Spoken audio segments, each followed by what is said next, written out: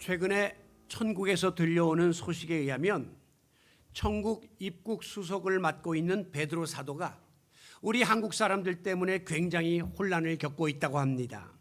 그 이유는 베드로가 입수한 천국에 오는 사람들의 사진 원본과 실물이 너무 달라가지고 입국 수속에 차질을 빚고 있다고 하는 거예요. 우리 대한민국을 세계 사람들은 성형공화국이다 그렇게 부릅니다. 외모 지상주의가 만연해가지고 세계에 이렇게 성형외과가 많은 데가 없고, 또 많은 사람들이 너무 지나치게 외형적인 것에 치중을 해가지고 이 나라의 수준에 맞지 않을 만큼 명품이 많이 팔리고, 이 나라의 수준이 맞지 않을 만큼 외제차들이 많고, 이렇게 너무 외형적인 것에 치우치는 것은 우리나라 사람들이 예로부터 가지고 있는 일종의 컴플렉스의 발로라고 말할 수 있습니다. 미국 사람들 보면요, 차가 다 망가져서 유리창을 비닐로 붙이고도 다녀요. 그런 거 중요하지 않다는 거예요. 굴러가면 된다는 거죠. 옷도 보면 다 이렇게 꼭 우리로 말하면 옛날 구제물질 같은 거, 중국에서 나온 그런 것들 주로 많이 입어요. 우리나라 사람들은 하나같이 그래도 유행하는 명품은 하나씩 가지고 있어야만 하고, 또 어떻게 해서라도 그것이 나를 드러내는 하나의 방편으로 여겨지는 외형적인 것에 치우치는 면이 강하다 하는 것은 우리 모두가 인정할 수밖에 없죠. 미혼 남성들에게 배우자의 조건 1순위가 뭐냐 이렇게 물었더니 불행하게도 외모다.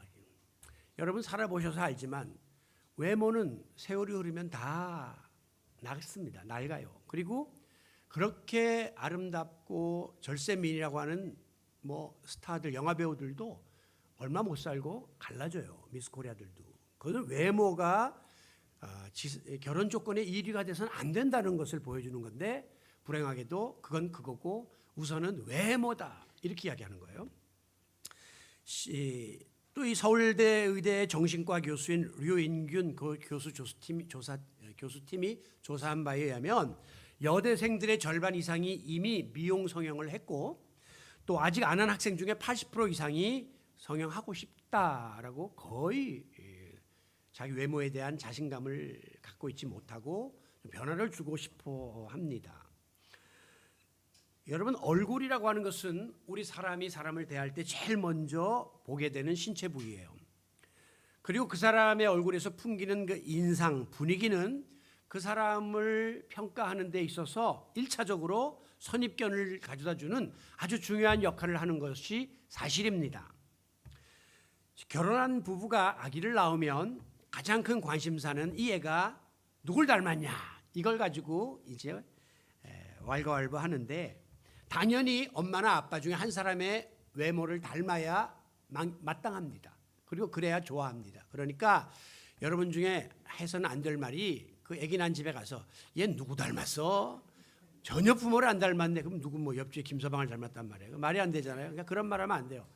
나중에 하도 닮은 게 없으니까 그냥 발가락이 엄마 닮았다, 손가락이 닮았다 이렇게까지 말하는데, 그만큼 닮기를 원하는 거죠.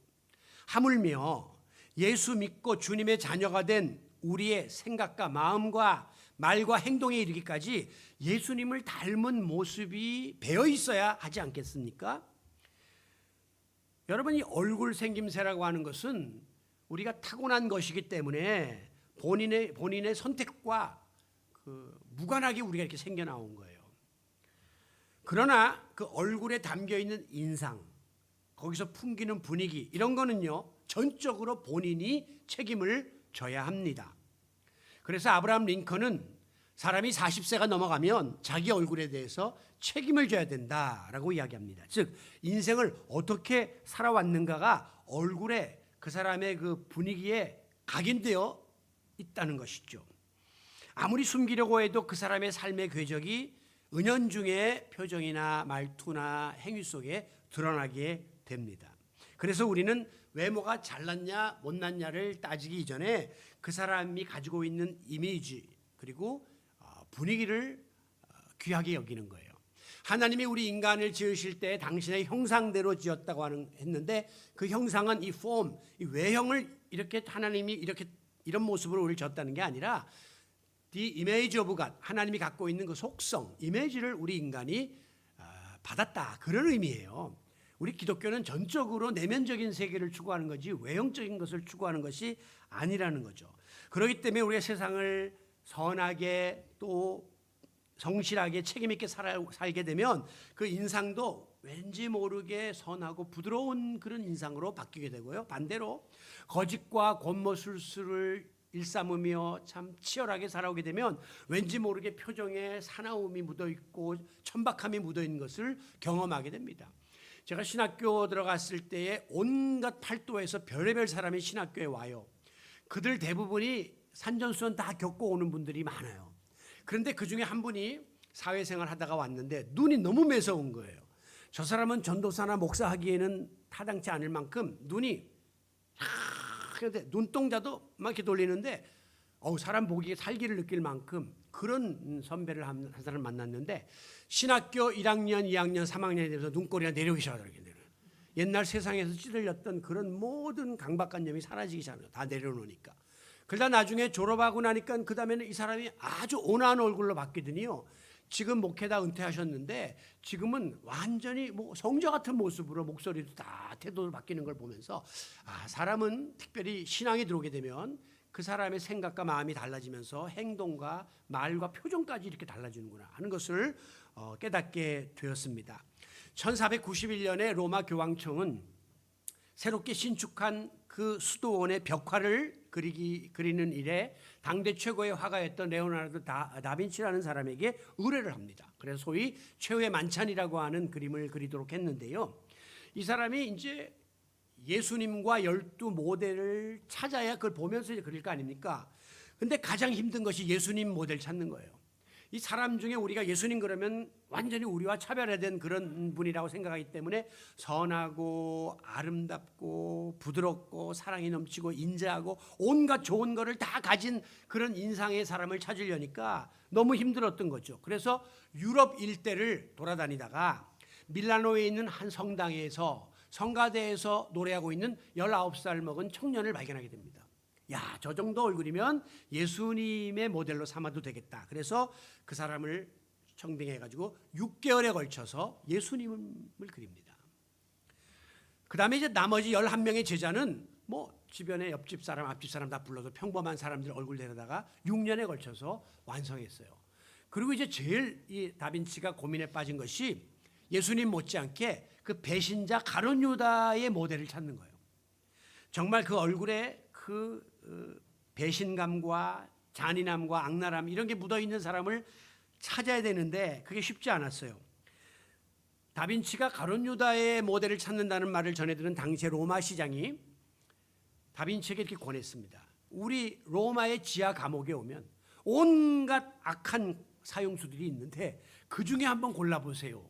그래가지고 다빈치가 그 감옥을 방문해가지고 정말 사람을 죽이고 악랄한 짓들을 했던 그 살인범들 중에 한 사람을 택해서 가룟 유다의 얼굴을 완성하게 되었다는 것이죠. 그런데 문제는 이제 그림을 다 그린 다음에 그 죄수가 다시 감옥으로 가야 되는데 다빈치 앞에 넙죽 무릎을 꿇더니만 선생님 저를 모르겠습니까? 라고 묻더라는 거죠. 나는 당신을 전혀 모릅니다.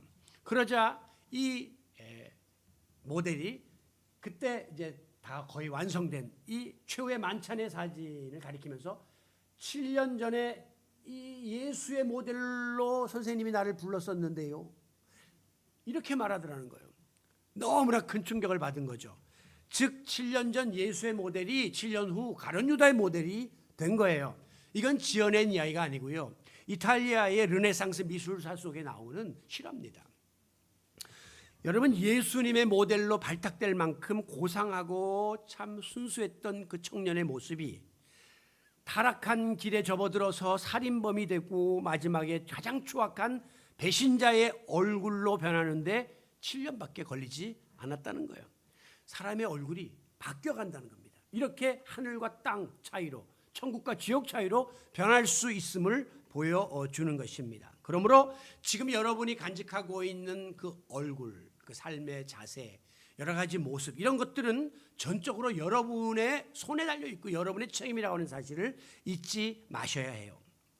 오늘 본문 8절에 보면 초대교회에서 최초의 7집사를 세웠는데 그 중에 스데반이라고 하는 사람이 은혜와 권능이 충만하여 큰 기사와 표적을 민간에게 행하면서 역사를 일으켰습니다. 복음을 전했어요. 그러자 반대파 사람들이 못마땅해 여겨가지고 그를 고발해가지고 공회에다가 잡아놓는데, 당시에 이 사네드린 공회라고 하는 것은 입법, 사법, 행정권을 다 쥐고 있는 유대의 최고의 권력기관이었습니다. 어느 정도냐? 예수를 십자가에 못 박도록 결의할 만큼 막강한 권력을 가지고 있는 그 공회에 끌려가게 되었습니다. 13절에 보면 반대파들이 거짓 증인을 내세워서 이 사람이 이 거룩한 곳 성전과 율법을 거슬러 말하기를 마지 않습니다. 성전과 율법을 모독하는 죄를 지었습니다. 이렇게 죄목을 뒤집어 씌웁니다. 그러면서 14절에 보면 그가 말하기를 나사렛 예수가 이 성전을 헐고 자기가 세운다 그랬다. 이건 예수님이 사흘 만에 부활할 것을 이야기한 거거든요. 죽었다가. 근데 이 사람들은 성전을 헌다 그랬다. 액면 그대로 받아들이고 모세가 우리에게 전하여 준 규례, 이 율법을 고치겠다고 이야기했어요. 예수님은 율법의 불완전한 부분들을 완성시키러 왔는데 율법을 무시한다. 이런 식으로 죄목을 뒤집어 씌워서 고발을 했습니다. 그러자 이제 공회원들이 쫙 모여요. 그 당대 최고의 지성들, 권력을 가진 그 사람들이 쫙 둘러싸가지고 이 스데반을 신문하는데, 공회원들이 이 스데반을 자세히 주목하여 보니 15절 하반절, 그 얼굴이 천사의 얼굴과 같더라. 이렇게 기록하고 있습니다. 그 사람, 당대 사람들이 천사의 얼굴을 본 적은 없으나 미루어 상상컨대 가장 우리가 상상할 수 있는 최고 최상의 영광스럽고 아름다운 모습을 천사라고 본 거죠. 그러니까 그런 얼굴을 이 스데반이 지니고 있었더라는 것입니다. 그야말로 예수님을 닮은 그리스도인이 지닐 수 있는 가장 영광스러운 모습이 스데반의 얼굴과 자태 속에 새겨져 있었더라는 것이죠. 출애굽기 34장에 보면 모세가 이제 시내산에 올라가서 하나님과 대면을 해요. 원래 당시에는 하나님과 대면하면 죽습니다. 그런데 모세는 하나님의 영광을 목도하고 그리고 십계명을 받아가지고 내려왔는데 그의 얼굴에서 광채가 났다. 그러니까 이스라엘 백성들이 두려워가지고 모세 얼굴에 수건을 씌웠다는 거예요. 너무너무 그 광채가 두려워가지고. 마태복음 17장에 보면 예수님이 베드로, 야고보, 요한 세 제자를 데리고 변화산으로 올라가셨는데 그때 예수님의 얼굴이 해와 같이 빛나며 그의 의복이 빛이 나며 하얘졌다라고 기록하고 있습니다. 여기에 나오는 모세, 예수님, 그리고 본문의 스데반, 그들에게서 빛이 나고 광채가 났다는 것은 한마디로 하나님의 영광이 그들에게 깃들여 있었다라고 하는 것을 의미하고 있는 겁니다. 여러분, 도대체 그 무엇이 그토록 살기 등등하고 위협적인 분위기 속에서도 스데반으로 하여금 하나님의 자녀답게 영광스러운 자세를 잃지 않도록 만들었을까요? 그것은 바로 스데반의 마음속에 예수 그리스도가 함께 있었기 때문입니다. 예수 그리스도가 그의 마음을 지배하고 있었기 때문에 스데반이 이 같은 모습을 보일 수 있었던 것이죠.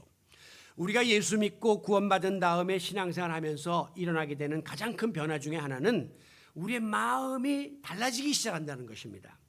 여러분, 왜 사람들의 얼굴이 자꾸 바뀌느냐? 그 마음의 상태에 따라서 달라져요. 지금 여러분에게 큰 걱정심, 염려가 있으면 아무리 제가 재미있는 이야기를 해도 웃지 않습니다. 아무리 찬양이 은혜로워도 그 따라하지 않습니다. 이 얼굴이 굳어있고 심각한 모습이 그대로 나타나거든요. 그래서 우리가 무슨 염려 있어? 이렇게 물어보는 거예요. 얼굴에 그게 다 드러난단 말이죠. 그런데 예수님이 내 마음속에 주인이 되셔서 내 마음을 다스리기 시작하니까 주님이 주시는 평안이 나를 지배하고 주님이 주시는 사랑이 내 마음에 넘치니까 내 얼굴 속에도 그 감사와 기쁨과 평안의 얼굴이 나오는 거예요. 제가 여러분들과 함께 이렇게 교회 생활하면서 가장 여러분들이 얼굴이 풀리고 평화롭고 천사 같을 때가 언제냐면 경배와 찬양 끝나고 마지막 인사할 때요.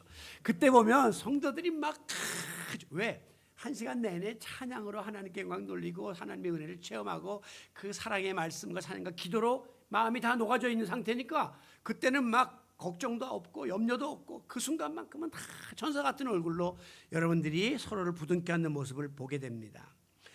여러분, 내 안에 예수님을 모시게 되면 그 주님의 영광이 우리의 생각과 말과 행동과 얼굴 속에 은연중에 나타나는 거예요. 그래서 혹시 교회 다니세요? 혹시 예수 믿으세요? 그런 말을 듣는 거예요. 제가 몇 번 그런 이야기, 혹시 목사님 아니세요? 그 말 들을 때 너무 행복하더라고요. 뭐 가끔 보면 사장님, 뭐 교수님 아니세요? 뭐 이런 분도 있는데 그거보다 목사님 아니세요? 그것도 4명 목사님이 같이 식당에 갔는데 그중에 저만 보고 이분들 다 목사님, 아니 여기 선생님만 목사님 같다고 그렇게 말할 때 너무너무 감사하고 기뻤어요. 왜? 목회 30-40년 하니까 알게 모르게 세상 때는 다 벗겨지고 이제는 목사 같은, 목사다운 모습으로 그들의 말과 행위와 표정과 매너가 자리 잡게 되는 것이죠.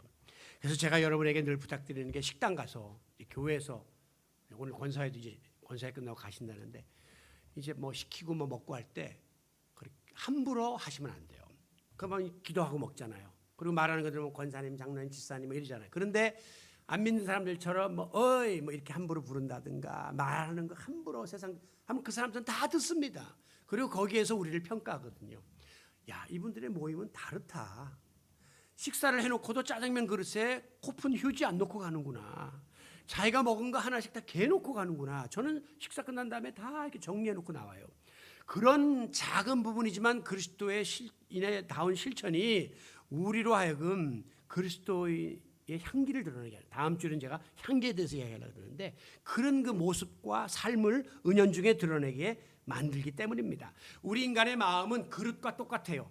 여기 뭘 담느냐에 따라서 그 가치가 달라지는 겁니다. 만약에 이 안에 금은 보화가 담기면 이게 보석함이 되고요. 여기에 그냥 뭐 오물이 담기면 그 쓰레기통 취급을 당하고요. 거기에 뭐 사료가 담기면 그 개밥그릇이 되는 겁니다. 오늘 우리는 질그릇처럼 깨어지기 쉬운 연약한 부끄러운 더러운 그릇이지만 여기다 뭘 담았느냐? 보배로운 예수 그리스도를 담았단 말이에요. 복음을 담았기 때문에 우리는 질그릇같이 깨지기 쉬운 그릇이지만 우리도 영화로운 존재가 되었고 내 안에 있는 그 담겨진 예수님 때문에 우리도 책임 있는 삶을 살아야 마땅할 줄로 믿습니다. 그래서 항상 예수를 깊이 생각하고 또 예수님을 바라보는 주바라기의 삶을 살아야 해요. 주님을 바라보는 자의 표정에 근심 걱정 염려가 있을 수 없고 분노와 미움과 이런 표정이 지어질 수가 없는 거예요. 항상 감사하고 웃고 그리고 항상 평화로운 그런 모습을 우리가 지녀야 하는 것입니다.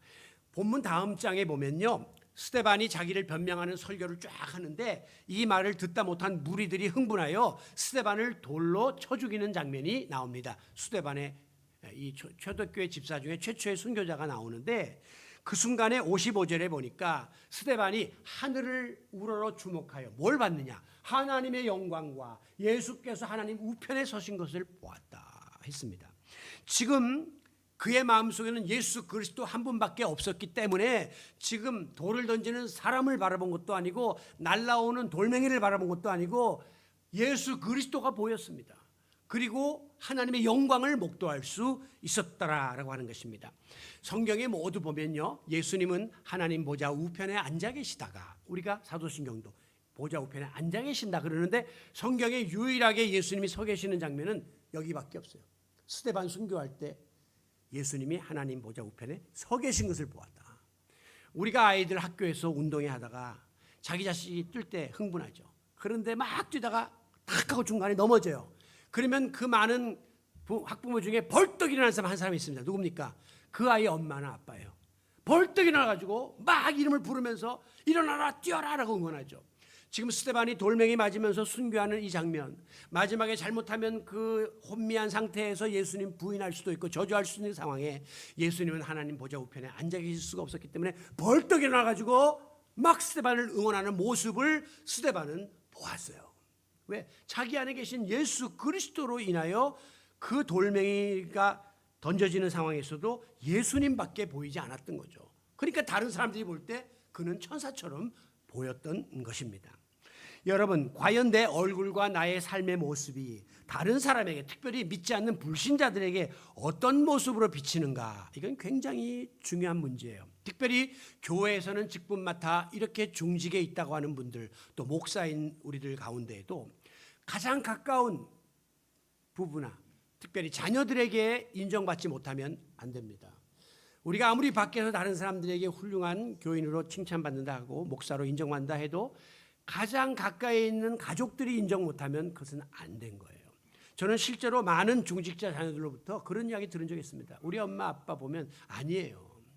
교회에서는 뭐 장로님, 권사님, 뭐 목사님이지만 실제로 저가 볼 때는 적어도 아닙니다. 그렇게 말하는 애들 많이 봤습니다. 그러니까 전도가 될 수가 없고 그 신앙교육이 먹힐 수가 없는 것이죠. 중요한 것은 내가 어떤 모습으로 가족들에게, 친지들에게, 그리고 이웃들에게 비춰지고 있는가. 이것이 굉장히 중요한 것입니다. 여러분, 오늘 교회 오실 때 예쁘게 화장하고 오셨죠. 또 멋있는 옷도 입고 오셨죠. 그러더라고요. 목사님, 뭐 일주일 내내 그냥 뭐 정말 지내봐야 이거 옷 한번 입고 나갈 데가 없어요. 교회 올 때 그래도 한번 차려입고 가꾸고 나오죠. 그래서 오늘 다 아름답게 멋있게 이렇게 하고 나오셨는데, 여러분 우리가 왜 화장합니까? 여기 검은 버섯도 좀 커버하고 눈도 좀 크게 해보고 이렇게 내 부족한 것을 위장하려고 사실은 화장을 하니까 화장은 엄밀하면서 위장술이에요. 위장.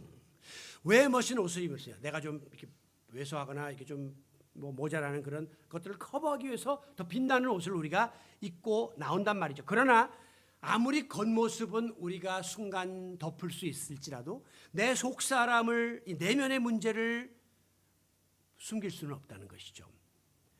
그래서 우리 하나님은 우리의 폐부를 들여다보신다. 우리 하나님 겉모습 보지 않습니다. 중심을 들여다보십니다. 우리 하나님이 지금 교회 건물을 보는 게 아니라 여기 모인 무리를 본단 말이에요. 여기서 드려지는 예배의 뭐 장엄함과 형식을 보는 게 아니라 예배자들의 중심을 보신다는 것이에요. 이 본질을 잃어버렸기 때문에 오늘 한국교회는 무조건 조금 있다가 교회 붕하면 교회 크게 짓고 뭐 외형적으로 자꾸 이런 데다가 정신을 쏟다가 본질을 잃어버린 거예요. 여러분, 예수님이 제일 미워했던 사람들은 그 바리새인이에요. 왜? 그들은 회칠한 무덤과 같다고 책망하셨는데, 회칠한 무덤은 무덤이에요. 속에 들어가면 썩어 들어가는 해골바가지밖에 없고 득실거리는 벌레밖에 없고 냄새밖에 없어요. 그런데 겉에는 회칠을 해놓은 거예요. 제가 가끔 여기 지나가다 보면 리모델 겉에 이렇게 한 빌딩을 보는데, 저는 알아요. 여기 오래 살았기 때문에 저거 얼마나 낡은 건물이고 저게 얼마나 속이 썩은 걸 아는데 겉으로 예쁘게 하고 조명해 놓으니까 모르는 분들이 지금 막 입주를 하는 거예요. 내가 알면 가서 좀 전해주고 싶은데, 오늘 우리 그리스도인이 그런 삶을 사는 거죠. 신앙생활 오래 했고 뭐 직분 받고 어느 정도 하니까 겉보기는 다 그럴듯한 그리스도인 같으나 그 속에 중심을 보시는 하나님이 들여다볼 때 얼마나 부끄러운 일이 많은 것이 우리의 실존이냐라고 하는 것입니다. 여러분, 앞만 거치장해 보세요. 속사람이 새로워지지 않는데 무슨 의미가 있겠습니까?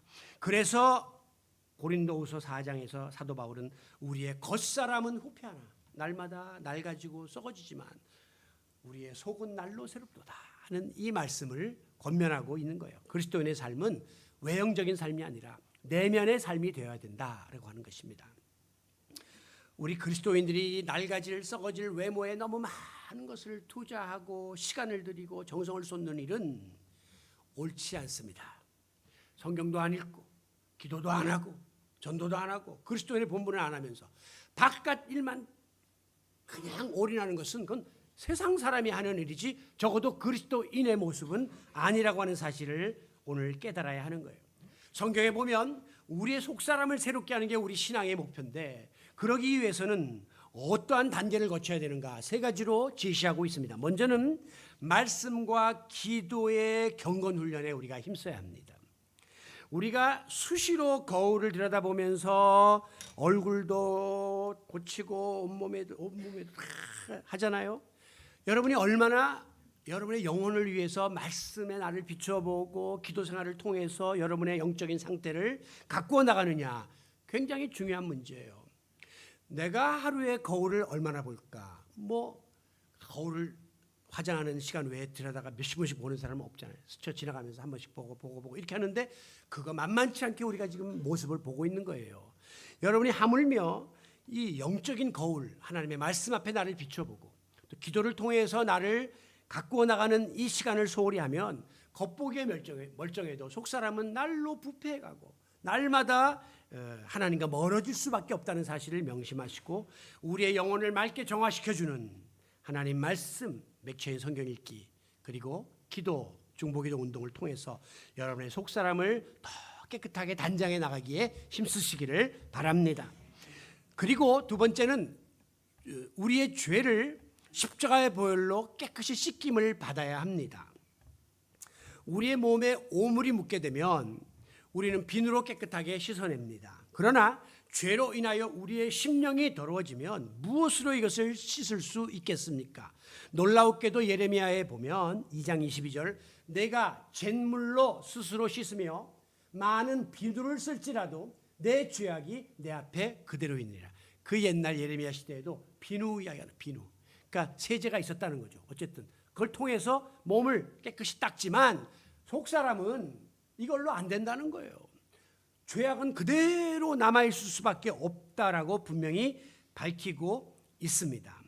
그러면 어떻게 할까요? 우리의 속사람이 새로워지려면 히브리서 9장에서 답을 주고 있는데 피 흘림이 없은즉 사함이 없느니라.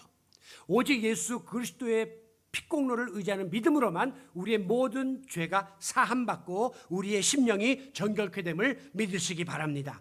그러므로 내가 어떤 죄를 지었다 할지라도 나의 죄를 속하기 위해서 대속의 피를 흘려주신 예수 그리스도의 십자가의 보혈의 공로를 힘입고 그 예수의 피로 내 죄가 깨끗해질 수 있다는 사실을 깨닫고 날마다 회개에 힘쓰는 성도 여러분들이 되시기를 바랍니다. 그리고 이제 가장 중요한 것이 우리의 속사람이 새로워서 빛을 발하려면 성령의 기름 부음이 지속되어야 한다는 거예요.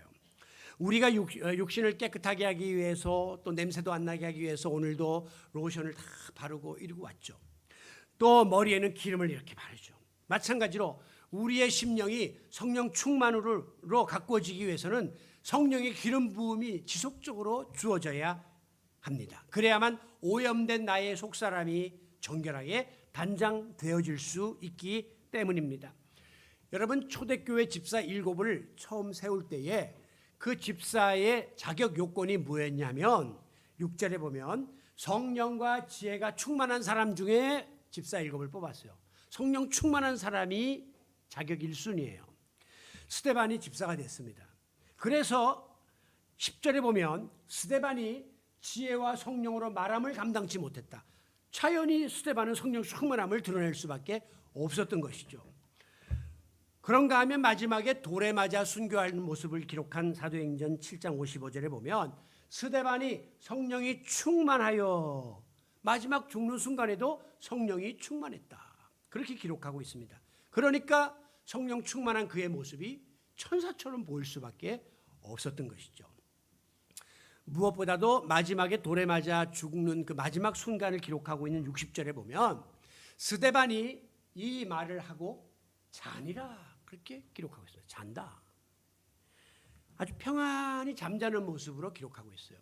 제가 이제 많은 분들의 임종을 지켜보는데 대부분 돌아가실 때는 이렇게 평안해요. 뭐 눈 부라리고 죽는 분은 거의 없어요. 다 편안하게 이렇게 주무시다 하는데 물론 그 전에 좀 고통스러운 시간은 보내죠. 근데 지금 스데반은 케이스가 달라요. 스데반은 일반적인 죽음이 아니라 돌에 맞아 죽는 거예요. 사람을 죽이려고 돌을 던질 때는 조그만 돌을 던지는 게 아닙니다. 주먹 크기만한 더 큰 바위 같은 거를 막 사람들이 스데반에게 던지는 거예요. 그러다 보면 얼굴이 찢겨가지고 막 갈라지고 피가 나고 머리통이 깨지고 엉망진창이 되어가지고 소위 교통사고 나서 죽은 사람 얼굴같이 그렇게 되고 말았다는 거예요. 그 얼굴이 고통으로 일그러질 수밖에 없는 상황인데도 불구하고 사람들이 바라볼 때 그의 모습이 평온하게 잠자는 것처럼 하나님 품에 안겼다. 그는 천사의 얼굴을 지닌 성령 충만한 자였음을 보여주는 대목입니다. 여러분 스데반은 돌에 맞아서 마지막 목숨이 끊어지는 그 최후의 순간까지도 그는 영적인 눈을 들어서 믿음의 주요 온전케 하시는 이인 예수 그리스도를 바라본 거죠. 예수 그리스도를 주목했습니다. 바로 그 순간 그에게 하나님의 영 성령이 임하면서 자기를 죽이려고 돌을 던지는 원수들을 향해서도 용서를 빌면서 예수님처럼 그렇게 평안하게 최후를 맞이할 수 있었습니다. 원수를 향해서 용서를 빌고 죽은 사람은 예수님하고 스데반밖에 없습니다. 예수님 십자가에서 못 박는 자들을 향하여 아버지 저들의 죄를 용서하여 주옵소서. 자기들이 하늘을 알지 못하나이다 그랬죠. 스데반도 마지막에 그 돌 던지는 사람들을 위해서 기도하고 죽습니다. 여러분 어떻게 이게 예수님 닮은 모습으로 살다가 예수님 닮은 모습으로 갈 수 있느냐 하는 거죠. 어제가 정월 대보름이었습니다. 한 달 동안에 변하는 달의 모양을 가만히 추적해 보면 지구의 그림자가 달의 절반을 가리게 되면 이렇게 소위 우리가 말하는 상현달, 하현달, 반달이 되는 거예요. 반갈이니까. 더 많이 가리게 되면 그다음에 초생달, 금음달처럼 눈썹처럼 요만큼만 남게 되는 거예요. 반면에 이제 그림자가 하나도 가리지 않고 온전하게 빛을 발할 때 비로소 보름달처럼 둥그렇게 환하게 빛을 발하는 그런 모습을 보게 됩니다. 마찬가지로 우리의 심령 속에 육신의 정욕, 이생의 자랑, 안목의 정욕 이런 온갖 죄악의 그림자들이 주님의 빛을 가리게 되면 우리가 빛을 온전히 발하지 못하는 저 초생달처럼 금음달처럼 요만큼밖에는 그리스도의 빛을 발하지 못하는 그런 불완전한 삶을 살게 되는 거예요. 반대로 내가 죄를 물리치고 유혹을 물리치고 주님의 빛을 온전하게 비추게 되면 보름달처럼 환하게 빛을 발하는 영광스러운 그리스도인의 모습을 지닐 수 있음을 믿으시기 바랍니다. 결론적으로 스데반이 이렇게 순교함으로 그의 그 천사 같은 얼굴은 그의 모습을 바라본 다른 사람들에게 어떤 결과를 초래했느냐, 이게 굉장히 중요한 결론입니다. 그냥 스데반이 천사 같은 모습으로 죽었다, 그거는 뭐 하나의 팩트예요. 그런데 그 영향이 다른 사람에게 어떻게 미쳐졌느냐 하는 거예요. 한마디로 하나님을 모르는 사람들에게 하나님의 영광이 어떠한 것인가를 깨닫게 해주었고, 그리스도를 대적하던 자들에게 예수님의 영광이 얼마나 위대하고 찬란한가를 나타내 보여주는 선한 영향력을 끼치게 되었더라라고 하는 것입니다. 사도행전 7장 58절에 보면 사람들이 스데반을 성 밖으로 끌고 가서 내치고 돌로 칠세, 증인들이 옷을 벗어 사울이라 하는 청년의 발 앞에 두었다. 스데반을 돌로 치는 그 자리에 주동자가 사울이라는 청년이 있었다, 이렇게 기록하고 있습니다. 그 사람 앞에 옷을 다 벗어 던졌다. 이 책임은 이제 우리한테 없다, 당신이 져라 라고 사울이 다 시킨 거란 말이에요. 자, 그러면 이 사울이 누구냐? 훗날 지금 우리가 그토록 흠모하고 그토록 존경하고 성경 말씀에 신약의 거의 절반을 쓴 그런 사도 바울이 바로 그 당시의 청년 사울이었습니다. 이 말은 무슨 뜻입니까? 스데반이 돌에 맞아 죽을 때에 나중에 바울이 되었던 사울이 그 자리에 떡하니 서서 그 주동하고 앞장서서 그 자리에 있었다고 하는 거예요. 그런데 사울은 그 스데반의 순교 장면을 보면서 엄청난 도전을 받았을 겁니다. 물론 사울이 바울 된 것은 다메섹 도상에서 예수님 만나가지고 뒤집어졌죠. 그래서 회심한 것이 맞지만 저는 그 전에 이미 이 스데반이 돌에 맞아 죽을 그 당시에 그 핍박하는 자의 죄까지도 용서해 주세요 라고, 주여 이 죄를 그들에게 돌리지 말아주세요 라고 예수님처럼 기도했던 이 모습을 하고 평안하게 자는 그 모습은 핍박자 사울에게 엄청난 충격으로 다가오게 된 거죠. 아니 어떻게 사람이 저럴 수 있는가 말이죠.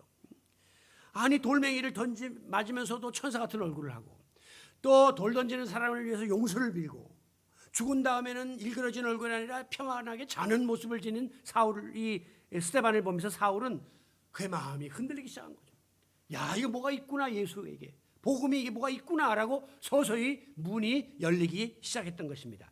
여러분들이 전도할 때에 그냥 한마디에 확 예수 믿고 나오는 사람 거의 없습니다. 그래서 여러분이 계속 기도하라는 거예요. 이게 흔들라는 거, 이빨 뽑는 거 비슷해요. 한 번에 확 뽑는 게 아니라 자꾸 흔들어 놔야 돼요. 그럼 알게 모르게 집안이 약해지다가 어느 날 쑥 하고 넘어지는 일들이 벌어지기 때문이죠. 이 사울도 이미 스데반 사건 때부터 흔들리기 시작했던 거예요. 그러다가 결정적으로 예수님 만나고 꼬꾸라졌던 것이죠. 여러분, 이와 같이 스데반의 얼굴과 모습에 깃들였던 천사 같은 영광의 광채는 사울을 비롯한 핍박자들에게 그들의 어두웠던 마음에 빛을 던졌습니다. 그리고 자기들이 빛이 들어오니까 죄인임을 깨닫게 되었습니다. 그리고 빛 대신 예수 앞에 나와서 회개하고 주님께 돌아오도록 역사하는 힘이 있었음을 믿으시기 바랍니다. 바로 여기서 오늘 우리가 주님을 닮은 그리스도인으로서 어떤 삶을 살아야 되고 어떤 자세를 지녀야 할 것인가를 명확하게 답을 얻게 됩니다.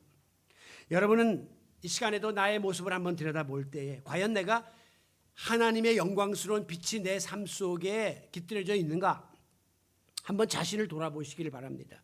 내가 바라는 이 빛으로 인해서 내가 주위를 얼마나 밝게 하고 있고 또 주변의 많은 사람들이 나로 인하여 그 빛으로 다가오고 있는가라고 하는 사실을 한번 평가해 볼 수 있기를 원합니다. 만에 하나라도 내 모습 가운데에 깃들여 있는 부정적인 요인 때문에, 어둠의 요소 때문에 사람들이 하나님 안 믿겠다, 예수 안 믿겠다고 하는 건 아닌지, 나 때문에 그 사람들이 실족하고 또 주님을 멀리하고 있는 것은 아닌지 항상 자신을 성찰하는 것이 우리 그리스도인의 본분임을 잊지 마십시오.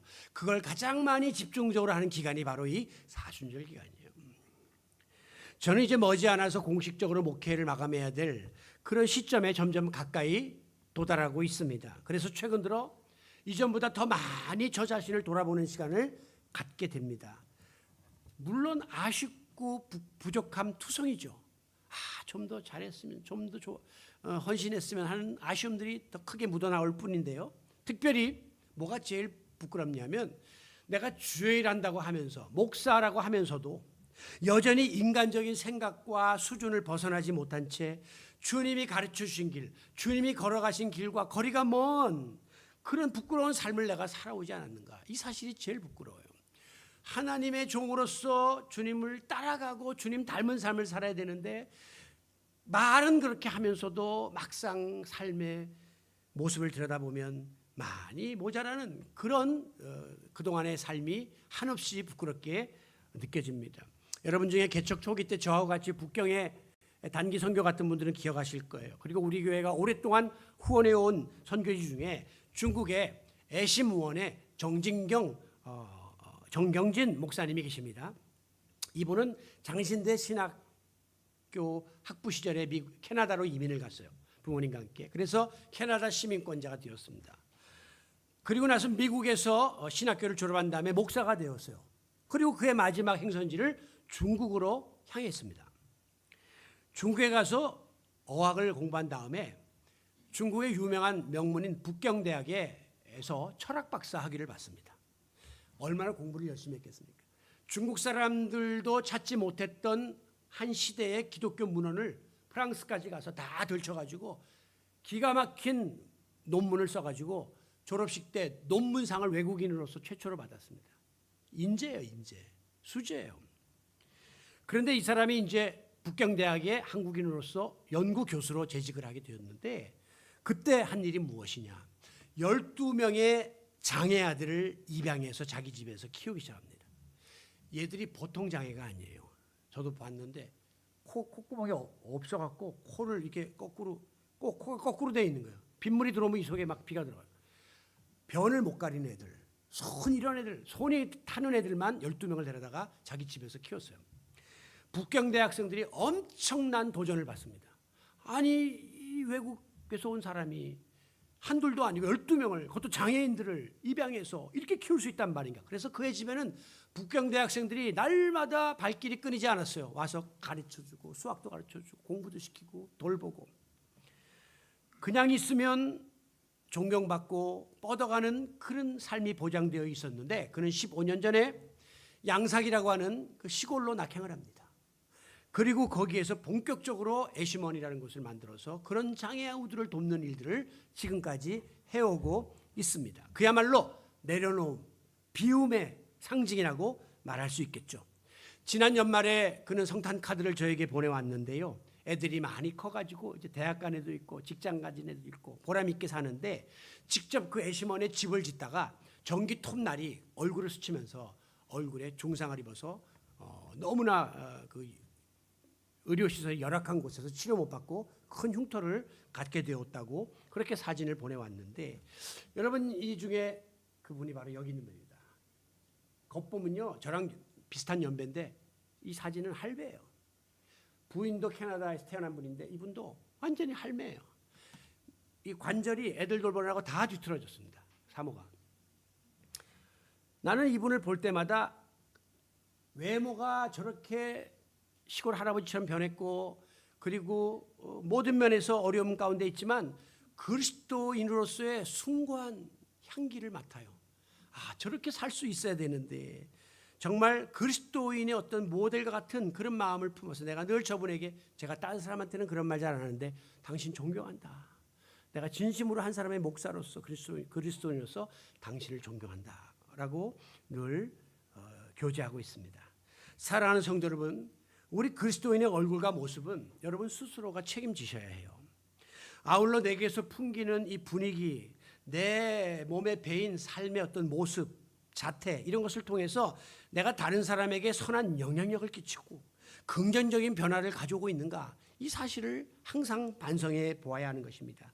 특별히 주님의 발자취를 기억하고 따르고자 결단하는 이 사순절의 기간 동안 무엇보다도 여러분의 속사람을 단장하는 일에 더 많이 시간을 들이십시오. 영적인 훈련의 기회로 삼고 전심전력하시기를 바랍니다. 지금껏 나를 위해서 많이 투자해 왔잖아요. 그렇다면 이 사순절 기간만이라도 주님을 위해서 내가 그리스도인 닮은 모습으로 살아가려면 어떻게 될 것인가를 정해놓고 작은 부분이라도 실천해 나가는 노력을 통해서 우리가 영성 훈련의 자리에 나아갈 수 있기를 원합니다. 우리 모두 스데반과 같은 이 천사의 얼굴을 지님으로, 그런 모습을 지님으로 매 순간 여러분이 처해 있는 삶의 현장 속에서 한 사람의 그리스도인으로서 엄청나게 거창하게 살지 않아도 돼요. 그냥 한 사람의 신실하고 진실하고 거룩하고 구별된 그리스도인으로서 영광스러운 빛을 발하며 어두운 세상을 밝히는 주님 닮은 모습의 소유자들이 되시기를 예수 그리스도의 이름으로 축원합니다. 아버지 하나님, 오늘 우리의 모습을 봅니다. 신앙생활 제법 오래 했고 말로는 그리스도인이요 직분자라고 하면서도 내 모습 속에 주님의 향기가 깃들여 있지 못하고 주님 닮은 모습이 이렇게 새겨지는 일이 힘들어서 여전히 세속적으로 세상적으로 살아가고 있습니다. 주여 저희들을 긍휼히 여겨주시옵소서. 내 마음에 좌정하신 예수 그리스도를 바라보게 하시고 주님 때문에, 주님으로 인하여 나의 생각도 바뀌고 마음도 변하고 언행의 모든 일들이 주님 닮은 모습으로 변화되어 스데반과 같이 천사의 얼굴로 사람들에게 비치고 선한 영향력을 끼치는 신실한 그리스도인들이 되게 하여 주옵소서. 예수님의 이름으로 기도하옵나이다. 아멘.